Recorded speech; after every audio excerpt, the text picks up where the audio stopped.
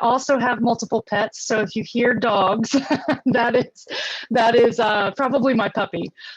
So I am currently serving as the senior manager of outreach for the Hoosier Environmental Council. But my route to where I am has been very, I guess you could say, circuitous. I don't know how to pronounce that word. But I started off getting my bachelor's and my master's in geology at Indiana State.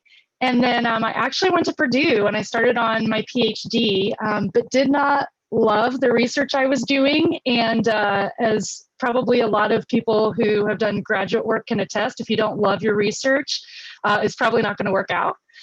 So I actually left my doctorate program and I went to teaching for 5 years. While I was teaching, I met a lot of people. I actually started in Lafayette, Indiana.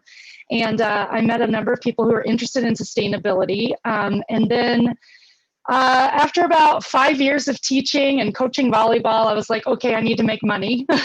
And so I took a corporate job, which had nothing to do with anything I had done in the past. And that lasted for about 3 years. And I knew that that was not where I was meant to be. And what started me on really looking seriously at moving away to nonprofit work was in 2012. I attended a climate reality project leadership training in San Francisco. If you're not familiar with that, that's Al Gore's nonprofit organization where he trains everybody to give his Inconvenient Truth slide deck. And so I actually met a number of people. I was out there. One of them is still one of my very dear friends, Jim Poyser. He's the executive director of Earth Charter Indiana. And basically it started us on our path to moving into careers in sustainability. I started a small organization while working my corporate job that never really became like a real nonprofit because that's way more work than you would think. But I was focused on implementing a climate action plan in Indiana. Years later, that's actually started to take fruition with the youth of Earth Charter Indiana. They've actually passed a number of climate resolutions throughout different cities in the state. So I can at least feel like I had a teeny tiny part of it, but way back in the beginning. I got a small paid position at Earth Charter Indiana as a regional coordinator after I had done the climate reality training. And then finally, I was directed to an opening at the Hoosier Environmental Council. And I applied, and I was not at all qualified, in my own opinion, to actually take on the job. I had no background in policy, and just a little bit of background so you guys know what I do. The Hoosier Environmental Council is basically the largest environmental policy and advocacy nonprofit in Indiana. So we do a lot of work in the State House. Working on legislation. So when we're talking about bills that impact Indiana's water, air, energy, all natural resources, we're usually paying attention to it. So I applied, I got interviewed, and I got the job. And I've been there for a little over 6 years now. And I really, truly love it. I still do a lot of volunteering on the side for other organizations too. And I'm just really glad that I kind of took this really weird route. There are days that in the past where I've really wished I'd gotten my doctorate because dang, it would be nice to have that doctor in front of my name. But I'm pretty happy with where I am, and definitely think that Indiana is where I probably was meant to stay, because otherwise I'd be on the West Coast. So that's me. We're happy to have you. And Terre Haute and Vigo County, for the people that are here, are following in the footsteps that you set up for Earth Charter and climate action plans and climate resolutions. So hopefully something is happening here based off of your work at the beginning. That's what I have heard. I'm super excited to hear it. All right, and next on my screen is Allison. Well, hello, and thank you for having me. My name is Allison Mitchell, and I'm the Executive Director of the Indiana Recycling Coalition. I have to say, I've done a few of these panels on sustainability, and it's pretty typical to see a bunch of the same people that I already know. So I'm so pleased to have some new faces on this panel with me, and it's really nice to meet you, Valerie and Jennifer. Amanda, I've known Amanda for several years, so it's really great to see you as well. And I love that, you know, I'm learning something new about you already, even though I've known you for a while. So I appreciated hearing your bio all over again. Go Boilers! I have to throw that in there. Like I said, I'm the executive director of the Indiana Recycling Coalition, and we are a statewide nonprofit organization that's focused on waste reduction, recycling, reuse, composting, all things circular economy. And we've been around for about 30 years. I have been in this role for about 2.5 years, and my journey to get here was also very circuitous. I actually grew up on a farm in Greensburg, Indiana. There's a lot of greens. That's southeast quadrant of the state, kind of right smack in the middle, right between Indianapolis and Cincinnati. And that's really the birthplace of my passion for sustainability. But I didn't really discover my passion for sustainability until many years later. I went to Purdue University, got a degree in landscape horticulture and design. So at least I was like outdoors working with plants. I was getting there, right? I love the design aspect of it and decided I wanted to be in the design studio in the air conditioning rather than in the field digging holes and, you know, putting trees in the ground. So I decided to get a master's degree in landscape architecture, applied to schools all over the country, got in at the University of Michigan in Ann Arbor. And when I went to visit, it was like the most expensive school I got into, by the way. But when I went to visit, my studio space was in a LEED gold building. I'd never heard of that before. And it just completely bowled me over. The program was in the School of Natural Resources and Environment, and I had finally found my people. So I went to school there for 3 years, got that degree. And while I was there, although I loved the program, I was really attracted to this concept of green building and green design. So I wanted to take my career in that direction. And I kind of knew before I even graduated that I probably wasn't going to practice landscape architecture, or at least not for long. So got the degree, came back to Indianapolis, worked in that field for about a year, networked my butt off in the field of sustainability in Indianapolis. Things were starting to happen about that time. There was a U.S. Green Building Council chapter getting off the ground, and took a couple of random jobs here and there. Went to work for a commercial real estate development firm because I knew what LEED was, and they literally just needed somebody who knew what LEED was to talk to their potential clients and existing clients. So I kind of made a name for myself through networking in Indianapolis. And then when the city of Indianapolis formed an Office of Sustainability, my name got advanced and recommended to be a project manager. So that's when it felt like I really had a green job, when I had the word sustainability on my business card. So I did that for about 2.5 years. Also, while I was going to law school in the evening program, by the way, I don't recommend full-time work and full-time evening law school. I had classmates who did that with children, and I think that's really crazy. I didn't even have kids at the time. So anyway, did that. And after following that, I had my own sustainability consulting company for a few years, got a gig with a statewide nonprofit organization, ended up becoming an in-house, transitioning from a contractor to an in-house director of sustainability for that statewide nonprofit. And then my current position became available because my predecessor had won election to state representative and wanted to sort of pivot and focus her career on that elected position. So kind of right time, right place situation. And I've loved this job. It's the first time in my sustainability career where I've really gone all in on one particular aspect of sustainability. Prior to this job, I tried to stay pretty broad sustainability, so kind of wearing many hats. And so this is a new challenge, but I absolutely love it. And I am very proud to have a team of 3 other women that work in my office with me, and a fantastic board. It makes life so fun and exciting. So that's me. Thank you. I enjoy a lot of the things that you touched on about sustainability and broad and then specific. And I think that's helpful for everyone here to know as well, that it is broad and specific all at the same time. I also grew up on a farm, so that was a key indicator for me. I lost Ethan on my screen, so the next one is Dr. Latimer. So if you would like to go. So hi, I'm Jennifer Latimer. Can you guys hear me? Is everything okay? Okay. So even though, well, I'll start by saying that when I was a graduate student, I was studying climate change in the past.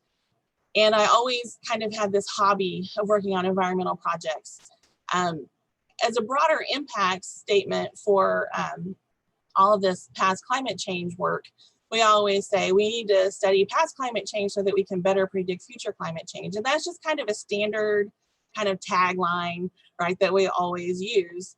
And, but not really until I got to ISU did I kind of realize how important that actually is. And it wasn't just something that I said anymore, but it is something that I tried to practice. It's interesting, all the connections that you have with people. So Amanda was actually a student when I interviewed at ISU, and she drove me back to the airport. Val and I met actually at the State House for one of the NAACP events, and we were introduced to each other by Denise. And then interestingly, I was a postdoc at the University of Michigan, and my husband worked for the program in the environment, and his office was in that LEED certified building. It was right across the hall or across the walkway. So it's just interesting, all of the different connections that you have with people that you don't even quite realize. So I'm a paleoclimatologist, I'm a paleoceanographer, but I kind of dabble in environmental issues. And probably it's easier for me to find students who are interested in working on environmental problems than you know, climate change 100 million years ago. And so my research has really pivoted in that direction. And even though I teach a lot of issues related to sustainability, I have several classes that are in the sustainability minor. That's one of our degree programs in the department. I didn't see myself as someone who was practicing or working in a sustainability field. I didn't recognize how broad that was and how the things that I do with my research and my work could fit into those categories. And I really started to realize that a few years ago when we did this project with the NAACP in East Chicago with Denise. And Val is completely right. Denise says, hey, you want to do this? And all of a sudden you're sucked into a whole new world. And it's a great world. But I started to realize more about how environmental pollution and social justice are linked in reality, not just kind of in the academic sense, but I got to see the reality of people's situations. And it really kind of changed my life. So that's kind of me. I guess I don't necessarily consider myself to be a sustainability practitioner in the sense that some of the other folks are. I'm more of an environmental scientist and a geoscientist, but I'm starting to appreciate more and more how important all of these connections are in the world of sustainability. Thank you. And thanks for highlighting the interconnectivity between all sustainability issues that we see, right? Because I know we have a lot of business students here and they might be thinking, how does this connect to me? And highlighting just how that is emphasized is important. And then next on my screen, I don't see, but is Ethan.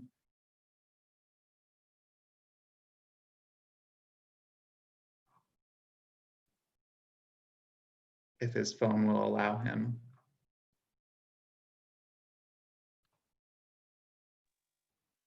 Looks like he's typing something to you. Okay. Okay, here I am. There I don't know you why are. that screened out there for a second.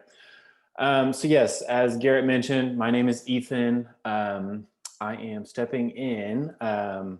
I don't have the nice long resume of the rest of these wonderful individuals, but I'm kind of stepping in for Karin, but definitely still am in the position of sustainability. I work for the Indianapolis Cultural Trail, which is a pedestrian bike pathway in downtown Indianapolis. So sustainability as far as getting people out of cars, getting people walking, getting people to the core of downtown. And then, very timely, I didn't plan it for this talk, but was in rain gardens and stormwater planters all day today. So do very much the zero in on the very tactical part of sustainability at times. So I also maintain the rain gardens, the 525 of trees for downtown, which is the majority of trees in downtown Indianapolis, and 5 acres of gardens. So I think the majority of the group probably understands why that's important as far as sustainability goes. But as far as my path, which might be kind of nice to have a beginning stage for those who are still in school. I graduated in 2016 with a degree in agricultural business and horticulture. So my job was to, kind of similar to, it sounds like Allison's path. My job was to, I liked being outside, and I found out you could have a degree in growing plants and making things look good and just being outside. And so that was my goal, and I enjoyed doing that. Did landscaping, worked for some wholesale nurseries, worked for a tree farm and things like that. And as my professors would always say, horticulture and farming are the original green industries. So how can we use these tools? Then I got really sucked into how can we use these tools of plants and trees and water and just making slight changes to things to make it look prettier, to save money on electricity, to reduce inputs. How can we do this craft that I like doing, but how can we do it better? And that's kind of how I found this much larger thing of, you can use plants to filter stormwater. You can use trees to shade buildings. You can use, trees to sequester carbon, all sorts of things like that. So that's where I'm at. That's how I practice so far, and happy to be here. Thank you. And we're happy you're here too. And I'm glad that there's also a newer person to sustainability as well, represented on here. I guess I didn't do a good job of introducing myself either and how I got to sustainability. So I'll do that real quick before we transition. So like I said, my name's Garrett, ISU Office of Sustainability Coordinator. I came into the position in March, technically. And I was actually invited into sustainability work by my former supervisor. So my bachelor's degree is in psychology and speech communication. And I came to ISU, so I'm also an ISU alum, and my master's degree is in student affairs and higher education. So all of the college students here, I'm so excited to see all of you because you all are who I work with. But in my role as the graduate assistant for the Office of Sustainability, I grew a passion and a love for integrating the sustainability work here on the college campus and into the wider community by the great power that institutions of higher education usually have, and recognizing that there's a responsibility on the university's end as some large entity in a community to make an impact sustainability wise. So that led to me taking over this position when my former supervisor left, and continuing to grow this small but mighty office here. So like I said, shameless plug, like Ms. Val says, is if you want to get involved, reach out to me.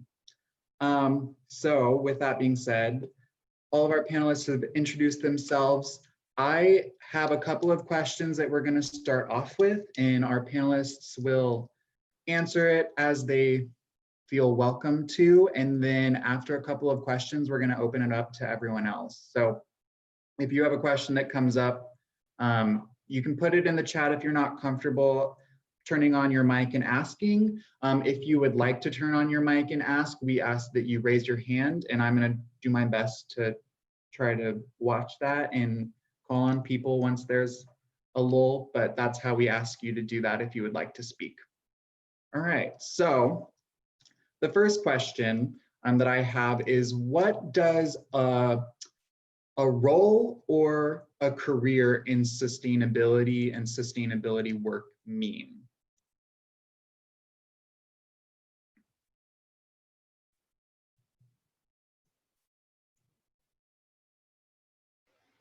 I guess I'll jump in. So to me, working in sustainability can mean a lot of things, but to me, it means a focus on ways to provide a more circular economy. So focusing on reducing waste in both energy and materials that we use. And then on a deeper, more personal level, it means bringing my love of nature and desire to protect future generations into my professional life.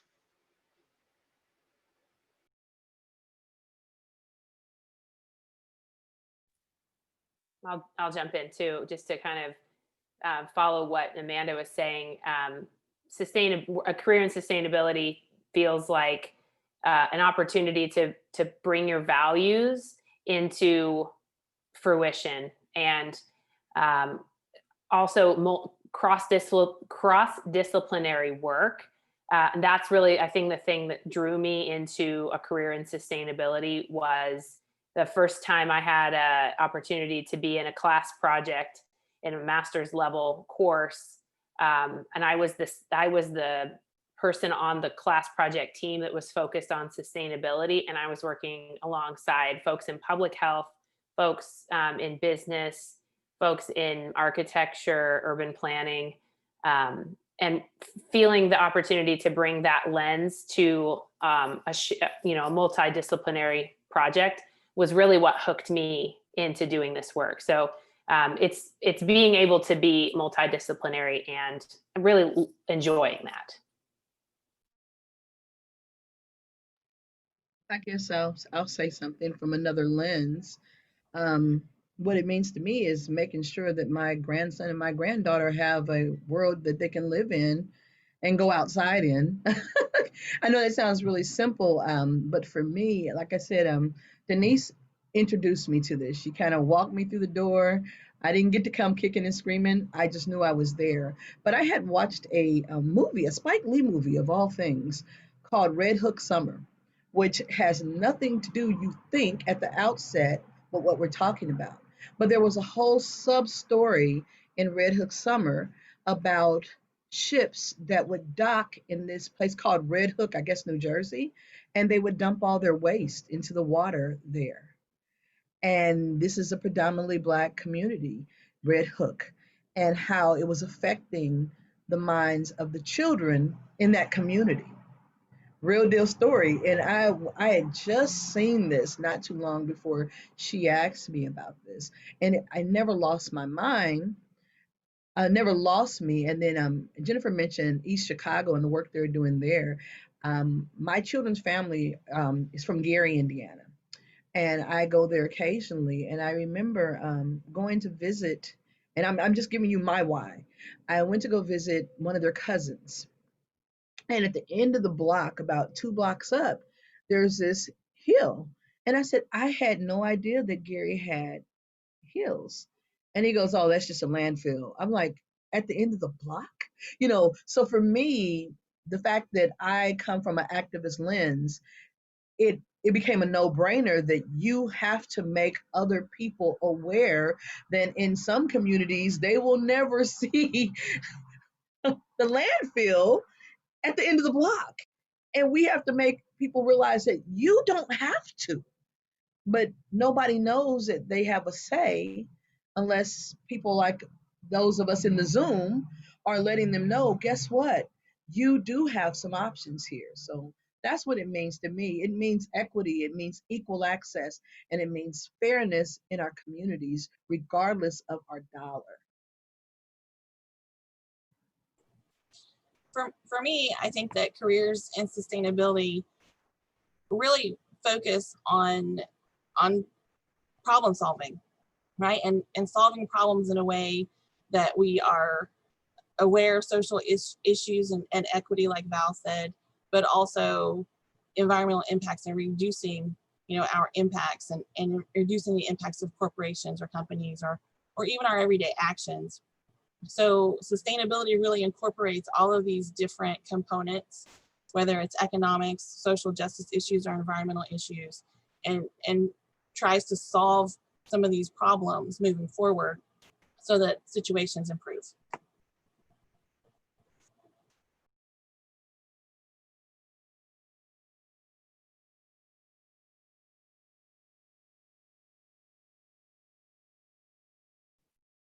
I can't see Ethan, so I don't know if he wants to join in on this one. I think they said what needed to be said. Perfect. Okay, so I'm gonna ask one more question, and then I see that we have some in the chat, so I'll move into that. Can you all talk to the difference between careers in sustainability and sustainability work within community and community organizing, or do you view a difference?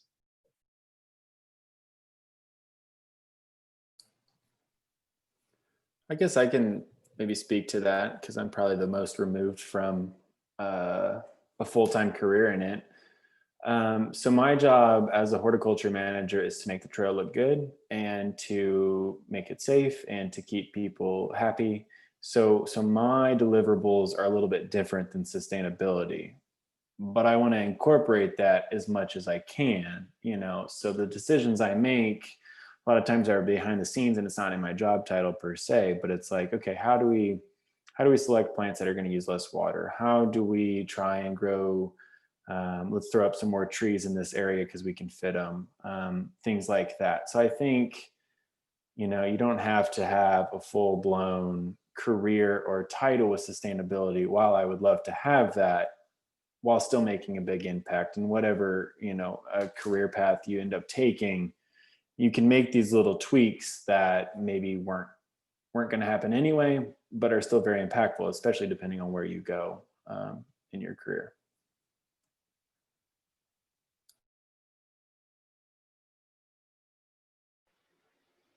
I'll take a stab at it too. My job is a beautiful blend of both, but I think a lot of times when I think careers and sustainability, it's not necessarily what I associate with what I do. I tend to think more of like corporate sustainability, which is maybe wrong, but that's what I tend to think of first. So I think Ethan really touched on it. Like, you don't have to have a job in sustainability per se to make a real difference in creating a more sustainable world. You know, you could be working on sustainability initiatives for a large corporation you work for, which is great, but in my view, sustainability work within grassroots and grass tops is where the real change is going to happen. I firmly am a believer in the power of the people, and a continued shift to this conversation about a need to protect what we love. That's what's going to finally shift our world to a more sustainable one. So I think both are really important, but I also think they can be very different.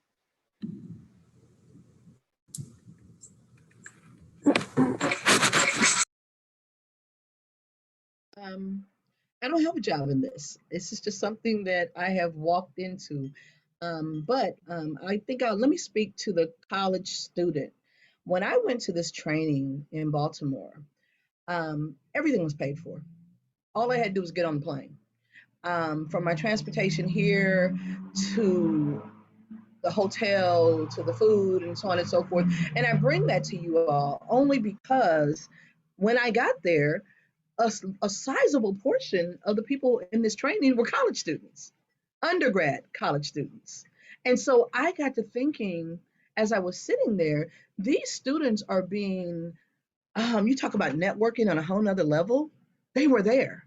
So for me, it was like, oh, this is really interesting, cool, new, you know, like I said, I see it from a mommy position. But for them in that room, they got exposed to, when I say some heavy hitters in this industry, they were being offered internships while we were there. Paid internships, people. And these are people who just had an honest interest. And I think that's the point, to his point. So yeah, I'm doing this from a volunteerism situation, but still and yet, to be very honest with you, I've been well taken care of in doing this. And then my job, shout out to the Charles E. Brown African American Cultural Center, they got behind it. My then director, my now director, they support me in this work. So it's a part of my professional student affairs and higher ed position, is making students aware that this work exists. So I think what I'm saying is the volunteerism has opened up doors. And I think that's important to note for those of you who are thinking, well, I'm not the manager of anything. I wasn't either. But I've been amongst those who are doing the real work. And when Amanda was talking about policy, that's my personal thing. I am a kid who likes politics. Is that weird? I am truly a for real nerd. And policy is my thing. I like to understand the inner workings and how we get those things there. And that's not my sociology degree, nor my student affairs degree. It's just what I enjoy. So for those of you all who think I want to do this and I want to do something else, it's definitely an open door to some coins, y'all. Okay. I mean, I think there are certainly careers that are called things like sustainability coordinator, like Garrett's position. But I think it's useful to recognize that Garrett and his predecessor, Nick, they got that same title from very different trajectories, right? Nick has a degree in geology and he has a master's degree in sustainability, right? And so he became a sustainability coordinator, which is kind of a natural trajectory for him. Garrett's trajectory was different. His path was different. And he just happened into a position that I presume he loved, which is why he's still here. So I think it's important to recognize that, yes, there are jobs out there that are called sustainability this or sustainability that, but you don't have to have one of those jobs to practice sustainability or to have a job that involves sustainability. Well, and I just want to put, my name is Darby. I work in the Career Center, and I'm just going to interject here. Just as Val has said, and I think Amanda and Allison have said, I mean, you see that there are people who know each other. Some of our panelists know each other in this kind of random happenstance way. And that's not how we invited them to speak. This is this culture creates a community, and networking, and Val kind of said that as well, you know, with the internships and the volunteer work, and you will begin to see the same people at events and on panels and at networking events. And that's how you meet people who are passionate about this field and who can help you then step into certain internships or volunteer opportunities or jobs even. And so I think just getting to be a part of the community and getting out there, again, volunteering is, I think, the first step, the easy way to kind of be seen. And then, don't be afraid to get to know the professionals. I mean, you've just met 5-6 people who are working in this field who I'm sure would be very happy to have a conversation with you. So that's my plug. I just want to throw a couple of things into that too. It kind of echoes what a few other people have said, but back when I was getting degrees, there was no degree in sustainability. I went to law school because I couldn't find a master's or level degree that was in sustainability except in Bainbridge Island, Seattle. Like, that was not very convenient. So that's why I went to law school, and I focused on environmental, natural resources and environmental law, but it wasn't because I wanted to practice law, and I still don't want to practice law. And the other thing is that networking, when I was working for a commercial real estate development company, they hired me because when I met a gentleman that worked there, I just, kind of wouldn't shut up about sustainable real estate development. And like, that was my passion. I wanted to do that. And I, probably talked the poor man's ear off about sustainable buildings and LEED design. And he was kind of hearing, we need somebody like that. my title for my job then was like associate, like so vanilla and boring. You know, it was not anywhere near sustainability. I advocated in that job to get that title, but they, you know, didn't fit their structure. So I didn't get the title. But while I was in that job, I used what little, you know, access I had through that job to network. And, you know, Darby's right. You see the same people over and over. And I benefited from so many people mentoring me. And I think that's the thing about this field, is because we are such a diverse group of people that come from so many different backgrounds, but we can, like, when we meet each other, we can instantly see it in each other's eyes, like the commitment we have to sustainability and making the world a better place, literally making the world a better place. And the desire to bring professionals along, I was a beneficiary of that big time. And I feel like I'm going to spend the rest of my career paying that back. So I welcome the opportunity to talk with folks and get them connected in this industry, because that is, I mean, at least prior to there being degrees in it, that was how you did it in sustainability. It's how you made yourself a career in it.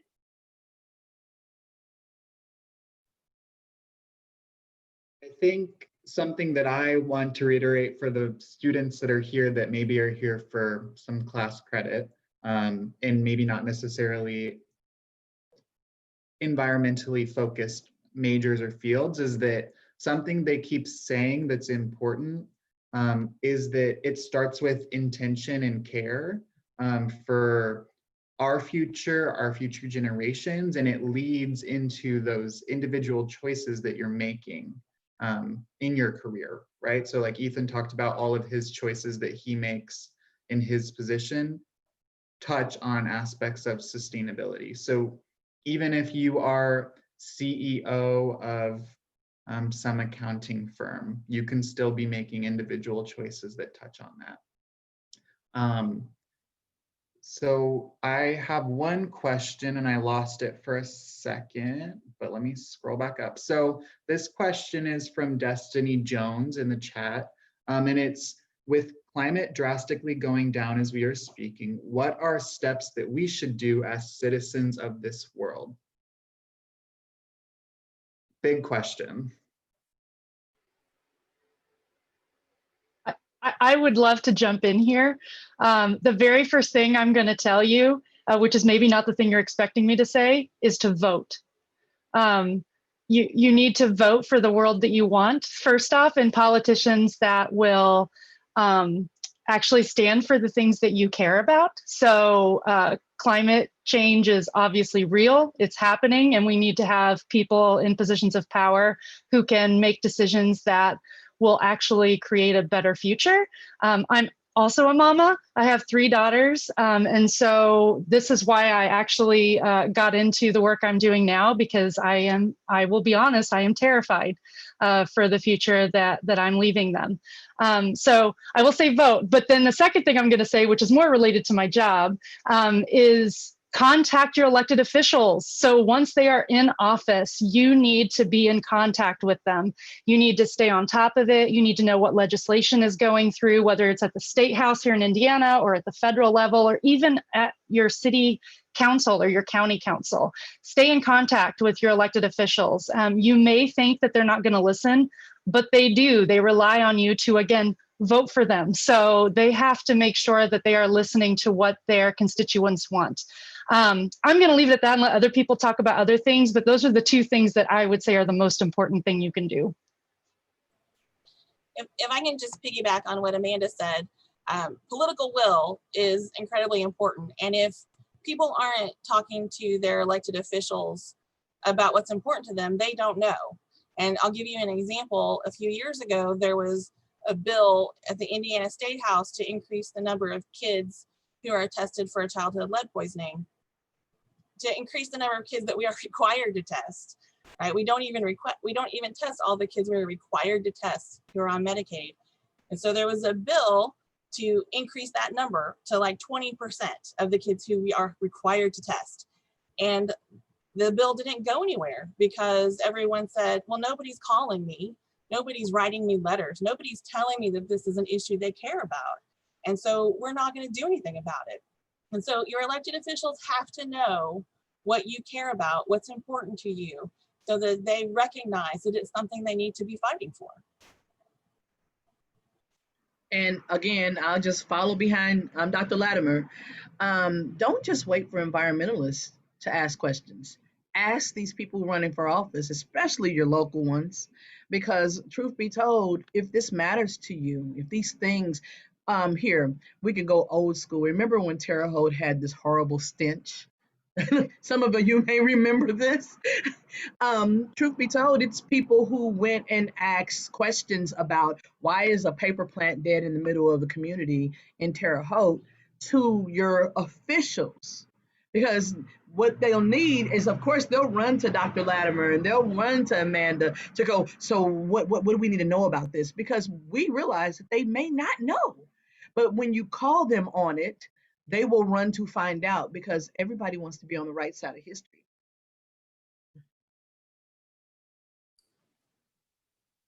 Okay. I would say at a very, very simple level is just stop using so much stuff. And that's really as simple as it gets. And I know like y'all are broke, and like keep that mentality as you go into things. Like after this, you know, I'm 21, so it's fine. I'm going to go get a thing of beer, but I'm going to get a growler. And I've reused that growler, you know, 4 or 5 dozen times instead of getting aluminum cans. And if you're going to get reusable bags to go to the farmer's market, like don't buy a bag to go to the farmer's market. Just find a plastic bag from Target. I know it's not as trendy, but just use that one. Otherwise you're taking all these inputs and all this shipping and all this stuff. So really just, you know, buy one less piece of clothing. And I know that always is like what everyone says, and it sounds really lame, but I'm sure everyone sitting in a dorm room right now would happily take an extra $20 a month.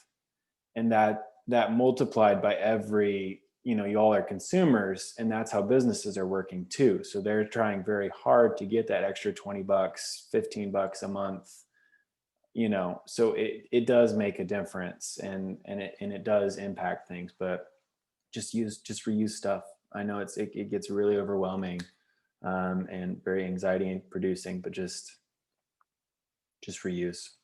Actually, just don't use and then reuse and then recycle. Thank you for saying that, Ethan. That was what I was going to say. You know, to smush together what you and Amanda both said, vote, and vote with your dollar.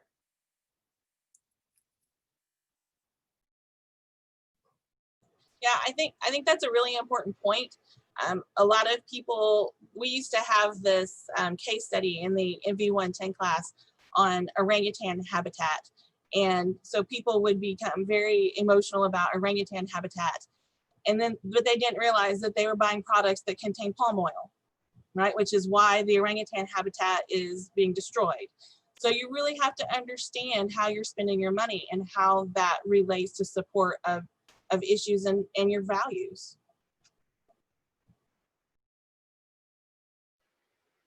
I want to hop in just one more time. I'm sorry, I know I already spoke, but when we're talking about ways of using things or not using things, one thing that a lot of people don't think about that is actually very, very wasteful is the fashion industry.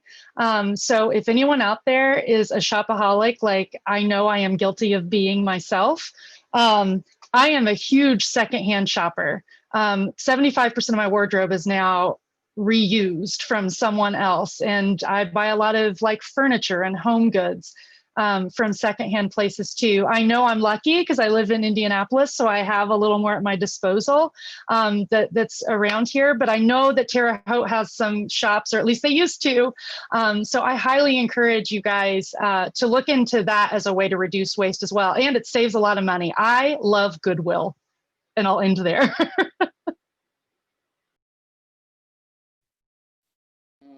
Also, while I am transitioning to the next question, I believe Darby's going to put in the survey for folks that have a class at 6. So feel free to take that. If you don't have a class, please stick around. We're going to continue talking. And so the next question comes from Gabe. And I think I get what he is asked or they are asking. I know that real estate investment is something popular in the business space.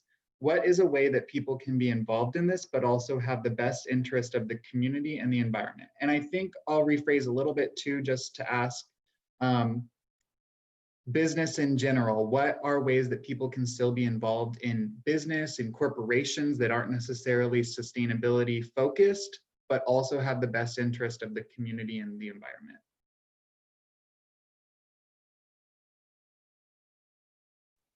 I can take that at the beginning.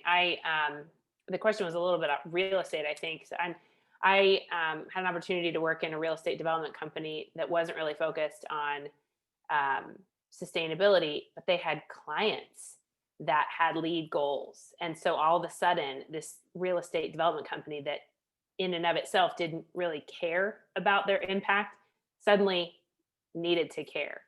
And so I have that experience. It's about their clients. And so if you, regardless of sort of what type of a company you find yourself in, you need no further than to look at who the customers are of that company.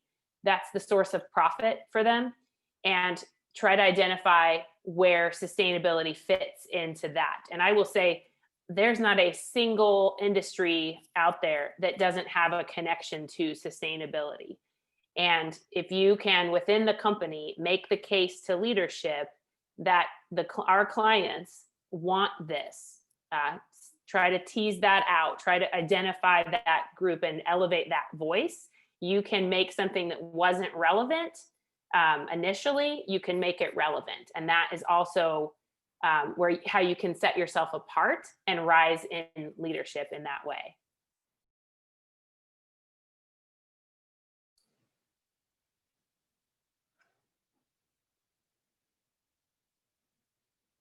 So I'm going to be that person that says, can you restate the question?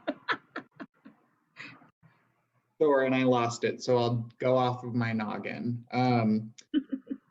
So in business, in corporations that aren't sustainability or environmentally focused on the offset, how do you keep community and environmental goals in mind?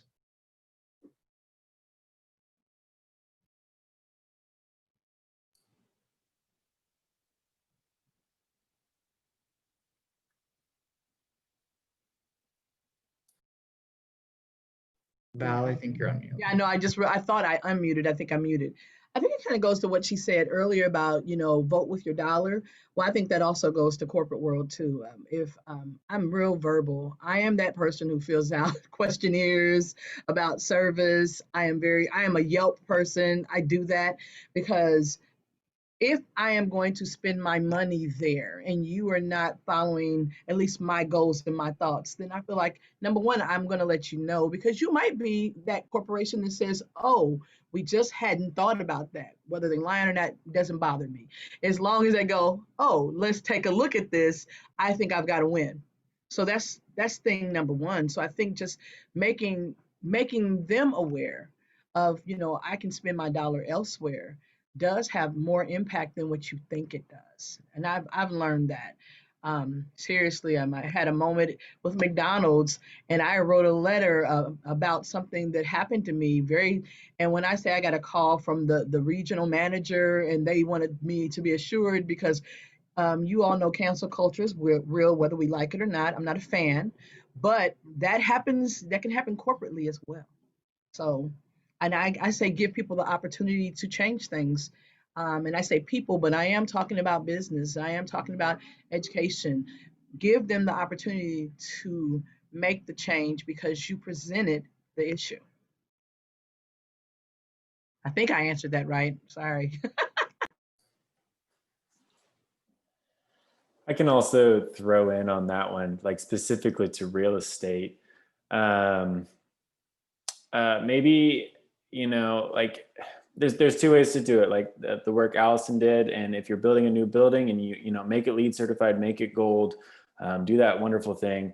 But also understand that there's other ways that you can, tip the scale and use your lever, you know, build a building close to the downtown core, build it close to a grocery store to create walkability, reuse a building, because I think like 30% of all landfills are filled with old building materials. So just reusing that building alone, you can still make your money. You don't have to post it that, you know, you're a green company. I know that sometimes, unfortunately, can be contentious. It's not really anymore, but you don't have to convince your boss to be green. Just be like, listen, you know, let's reuse this building. It's next to the core, and you can make your money and you can feel good about it. And also know that you have, you know, done something sustainable versus putting a house way out in the middle of, you know, a subdivision way out in the middle of a farm field or a forest.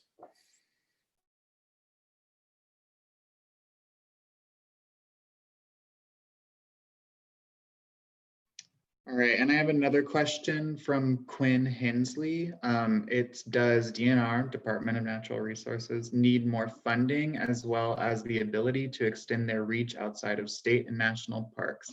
Specific question, but if anyone wants to take it. Ooh, me. I don't know if anyone noticed, I lit up. What a great question. Yes, the Department of Natural Resources absolutely needs more funding, and so does the Indiana Department of Environmental Management. So DNR and IDEM have had their budgets slashed basically continually for over a decade now. And there are a lot of jobs that go unfilled at those organizations now because of the lack of funding. And you often hear that Indiana has this great budget surplus. Well, they have a surplus because they keep cutting funding for necessary jobs and necessary practices that would protect the environment here in Indiana and would help acquire more land for the state and for recreation. So this coming year is actually a budget session. It happens every other year in the Indiana General Assembly.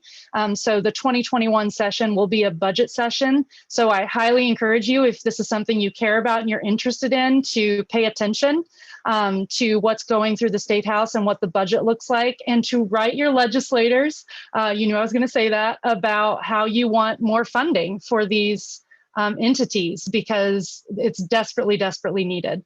And I'm happy to provide more information about all of that if people want to follow up with me later, and give you the website that you should go to stay up on everything.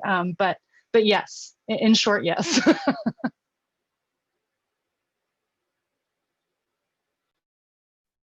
I have a question from Alban Saliju, and correct me on pronunciation if I didn't get that correct in the chat, please. How do we reduce our rates of carbon footprint on our environment? And so some localized personal question, which I think is always good.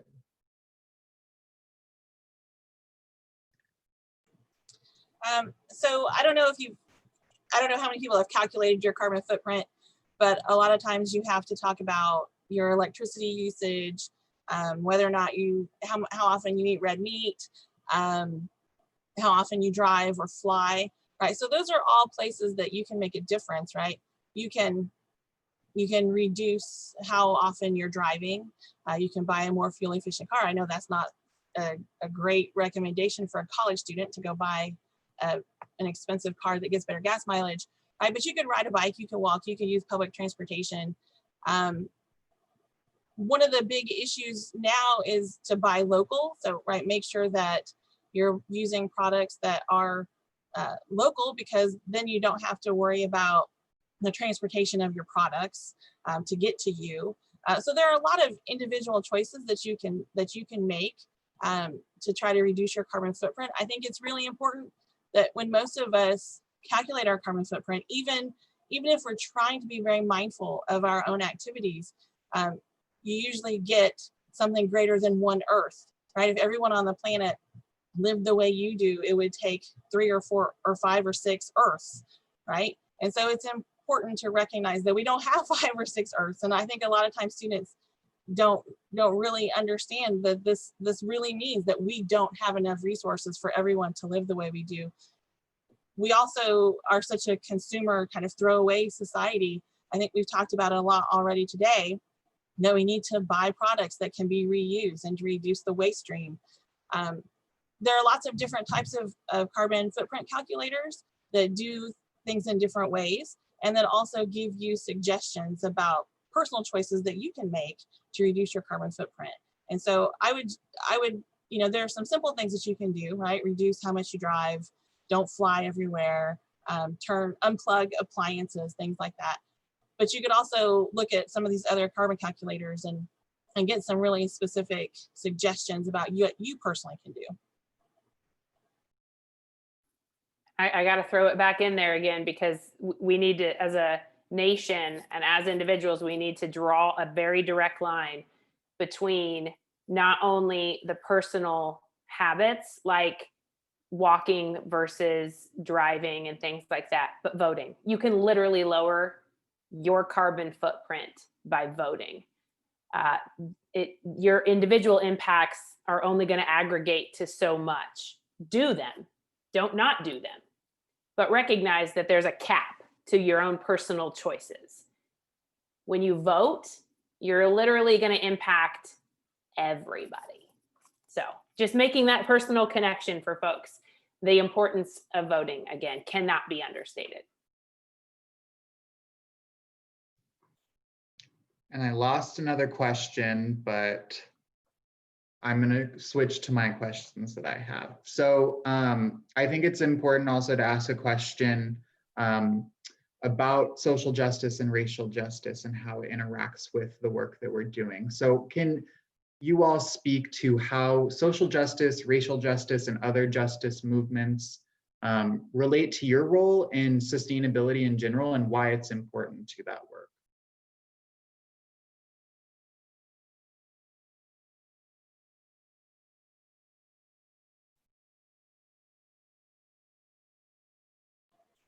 Hey, Garrett, can you repeat that question? Yes, I can. So can you all talk about how racial justice, social justice in general, and other justice movements are important to sustainability and your role in the work in sustainability?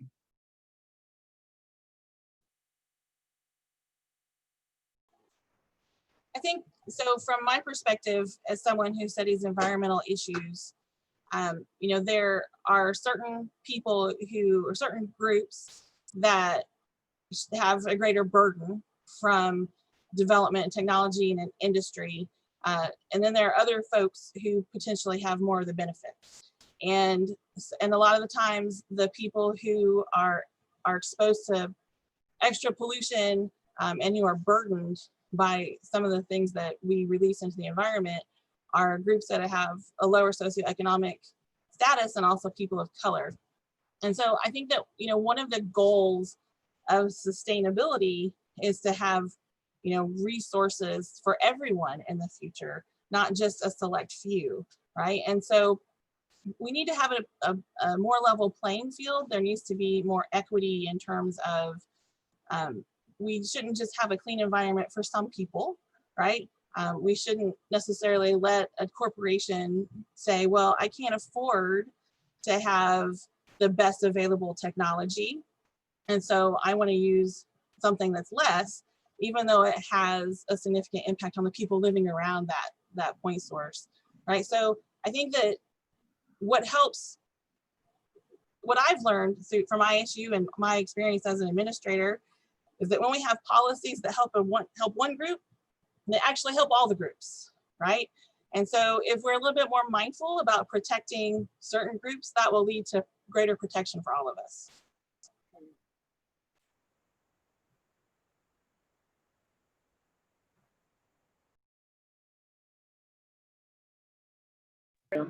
I guess in my area, it makes sense. Truth be told, health disparities amongst Black people. And my lane is Black people. I work at a cultural center, but realistically, people of color in the state of Indiana are not necessarily spoken for at the level they need to be, especially in Indiana. And truth be told, health disparities come a lot from environmental influences. Things like I mentioned before, the idea that you are breathing in the fumes from a landfill up the street from your house and think about it from a 5-year or 6-year-old's point of view. They think that's normalcy. I was raised here. I'm not from here, but I was raised in Terre Haute, and I lived in across from what is now a brownfield that is somebody's actually looking to purchase it. Man named Keith Ville who repurposes brownfields or whatever and whatnot. But I used to live across from this thing when I lived in the projects as a child, as a young person, and every day I would see the fire from this factory, and I never thought twice about it. That was normal. That was my reality. For people of color or people of lack, I'm using color, but when we're talking about environmental injustice towards people, we're usually talking about people who suffer from lack. They are not poverty, they are the victims of being in impoverished situations. Who would have thought that I was looking at out of my window every day something that could be causing the asthma, that can be causing the respiratory issues? Just didn't think about that at 12 and 13 years old. So yeah, it directly affects the people that I deal with, because we take in students of color from all over the Midwest, many of which who come from lack, and making them aware so that then when they go back, and vote in their local elections, they know exactly what they're asking for, what they're fighting against. You got to know. If you don't know that you don't know, there's a problem. So you don't know how to fix anything. So yeah, it's a direct effect on the people that I serve. Garrett, one of the questions I think that went by quickly was about the Green New Deal. And whether that was actually going to put us in a better position in the future.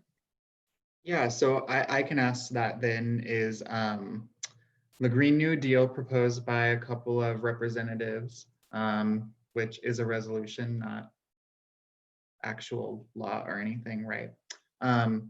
The question has to do with, will that actually make a difference? And if someone wants to go more in depth about what the Green New Deal means and is for folks.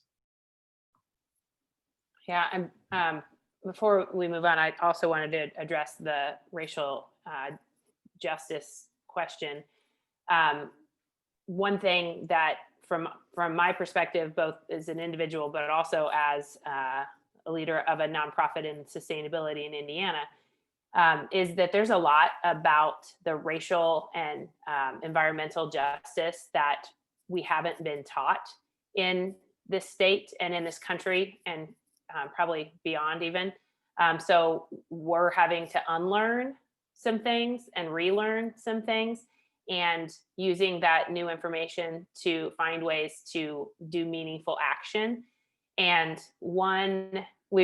as an organization, we've identified several things that we've not been fully informing ourselves on. So we are taking that action right now. But also, we're a very, very white organization. We have not had diverse perspectives at the table in the history of our organization, and we are reckoning with that right now. And we are looking to build relationships with folks so that we can bring in more diverse voices and perspectives. And whenever we can, elevate those voices as appropriately as possible. So that's, from our perspective as an organization, we can't flip a switch and be diverse in our composition tomorrow. What we can do every single day is seek out, listen, learn, and elevate a broader diversity of voices so that all interests are represented at the table. As far as the Green New Deal question, I think, the election coming up in less than 2 weeks is probably going to tell us a lot, or I should say whenever it ends, it's not going to be over. We have a season of election here in front of us, but when we know the outcome of the presidential election, that's going to tell us quite a bit about what's going to happen at the federal level. But I will say, so much chaos and so much uncertainty at the federal level, even at the state level. I feel that, individual municipalities, so local governments and also individual corporations are carrying the burden right now, where we don't have state and federal leadership. So when I get down and out, as I know some of these panelists often do as well, I try to pivot and focus on what good is coming out of those areas and support those as well. And guess what? You can be leaders in that as well. So that I hope someday, I think it's a generational thing. We're headed in the right direction on that. And that's the other part of, diversity is it can't just be a bunch of old white dudes anymore. Like it just can't. And that we need to vote that way. And we need to make sure that when we vote, we're voting for not only the values, but the perspectives that we want at the table. And to be respectful of everyone's time too, I'm going to ask one last question related to environmental justice asked by Claudia Drake, who's been talked about a little bit, one of our student workers in the office here and also the African American Cultural Center. I'm curious to know, how can we make an impact as college students in terms of environmental injustices? It may seem impossible to tackle, but I believe it is very possible. And yes, voting is one of them. I would say get involved with organizations that are doing the work. That's probably the best advice I can give you when it comes to tackling environmental injustice. Do research.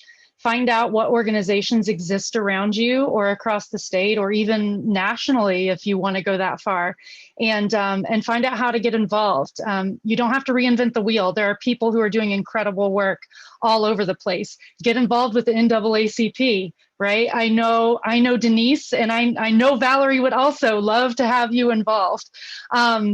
And then there are also really great things you can do. Of course, I'm going to say volunteer for HEC, but also like truly, if you're concerned about a particular topic, so say you're concerned about coal-fired power plants and their impact on communities who live around them, which again are overwhelmingly people of color and low-income communities. Get involved as a volunteer with Indiana Beyond Coal, because they are actually shutting down coal-fired power plants in the Midwest and making a big difference. Get involved in local indigenous groups who actually do a lot of environmental justice work too. It's one of those things that isn't talked about a lot in Indiana in particular, is the impact that we have on indigenous communities. But we do still have those here, and they're severely impacted too. So yes, get involved with organizations is what I would say. I would also add that there are a lot of things that we do at ISU to try to address environmental injustice. So for example, in ES and in my lab, we have the Terre Haute Lead Project. So we provide free soil, lead, and water testing for anybody who asks. There's the Giving Garden. There are a lot of opportunities even on campus. And as a student, if you have something that you believe strongly in and you have a plan to move forward, I've never told a student, no, you can't do that. And we find a way to get whatever it is that you believe in moving forward. And so if you have ideas, then talk to us about them. And I guess I'll just add to that what I said right at the beginning of this. Make other people aware. So here, shameless plug, 7 o'clock, they're doing a candlelight vigil to end SARS, African Student Union is, but where it's related to those of you on this space, and I'm just going to read this verbatim. So they hit all the hashtags, and one of the hashtags is hashtag Congo is bleeding. That is directly involves you all, because a silent Holocaust is going on in the Congo where millions of people are getting killed for coltan, a natural resource that is needed for that little cell phone that you have in your hand right now. And countries like the US, the UK, and France are funding Uganda and the Rwandan military to invade Congo for these resources. And you're thinking, oh, but that's way over there. That's way too big. No, what it is a reason for a conversation. It's funny because I've been over guilt tripping myself because of this, because we've had these conversations. And strangely enough, those conversations do grab hold to people. That's why you talk about it. That's why you make people aware, because the more people that know, the more your representatives will begin to hear you. They didn't hear when they initially started talking about coal-fired plants, because they're like, hey, my daddy, he worked in the coal mine, my daddy's daddy worked in the coal mine, and how dare you take our money?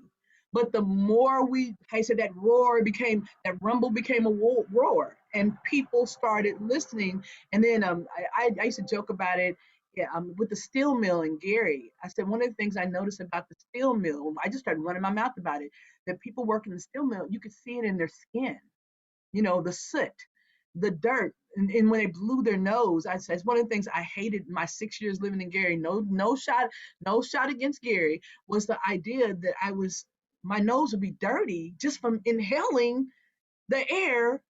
And so the more you tell people, and the more people that go, that's not cool, that's not all right. So shameless plug, after you finish this, go over to the fountain, participate individual, and then tell other people about it. There's my other soapbox for today. I gotta shut it up. And I think that's a perfect way to end, as well as direct action. So look at the things that we're doing here on campus and get involved. And also, I'm offering it up for everyone that's here, but they might not want me to, but you can reach out to the people that are on this panel. They're here in Indiana, here at ISU even, and could give you some semblance of advice depending on what you're asking, or even direct you to the people that can give you a better answer. Because as they all talked about, it's networking, and they know a lot of people that are on similar panels like this. So, and also, I guess I should shamelessly plug my office. If you want to reach out to me, Garrett.Hurley@IND State, or look up the Office of Sustainability here, we can get you connected with specific people, with groups. Some of them were listed in the chat. So if you're here for another month, another year, 4 years, and want to get involved in any capacity, reach out, and we'll help you do that. I want to thank all of the panelists on this panel. This was excellent. I'm very happy that we still have over 100 people in this Zoom. This was excellent. Yeah, if you want to reach out to any of these people, please do. But thank you from my heart to all of the participants that were on the panel and that were our students here.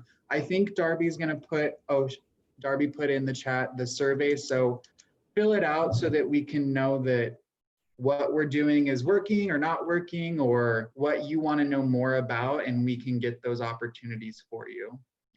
And I've cut and pasted some of the information that various people have put in the chat. And so we will send an email out to everybody who filled out the survey, who attended, with some of that information, but as well as where the link to this recording is, in case you want to go back and look at it, or you want to send it to a friend. So we'll let you know when the recording is posted. And I'm going to stick around, so I'll be the last one, maybe with some other people. So if you want to stick around and ask any other questions, feel free. I think we're going to end the recording now. Yeah, Garrett, I'm still blown away at how many people stayed in this chat as well. Pretty awesome. You guys did good work. I'm so glad to meet some of you all. I will be contacting you. Thank you all so much. Thank you.